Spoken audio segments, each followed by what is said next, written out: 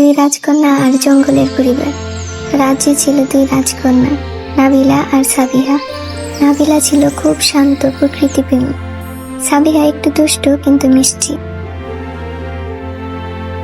তাদের বাবা মা সব সময় ব্যস্ত থাকতেন, তাই দুই বোন একসাথে খেলতো, গল্প করত আর প্রাসাদের বাগানে সময় কাটাতো।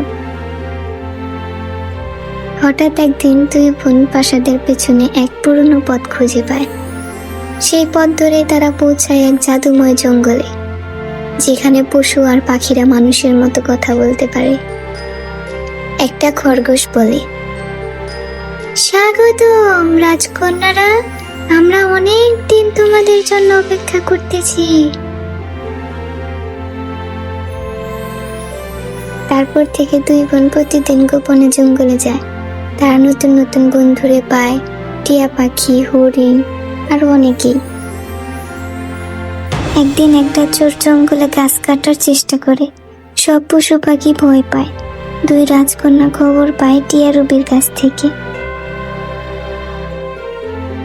রাজকন্যা, আমাদের জঙ্গলে চোর ঢুকেছে, সব গাছ কেটে নিয়ে যাচ্ছে।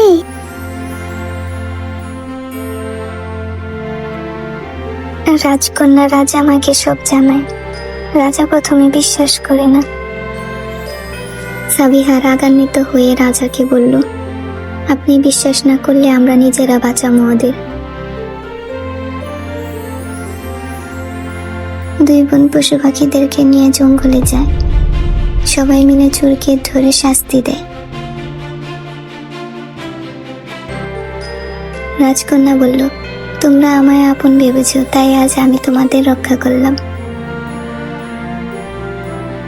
এরপর থেকে প্রাসাদ আর জঙ্গল এক হয়ে যায়।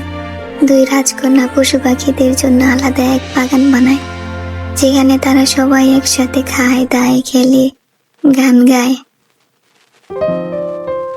দুই রাজকন্যা বলছে, পরিবার মানে রক্তের সম্পর্ক না, ভালোবাসার বন্ধন। এখন আমাদের দুইটা বাড়ি, একটা প্রাসাদে আর একটা জঙ্গলে। আচ্ছা বন্ধুরা, আমরা এ থেকে কি শিখতে পেলাম? ভালোবাসা দিলে ভয় দূর হয়। মানুষ হোক বা পশু, ভালোবাসা পেলে আপন হয়ে যায়। ভাই বোন বা বোনেরা মিলে যদি ভালো কাজ করে, দুনিয়া বদলে যায়।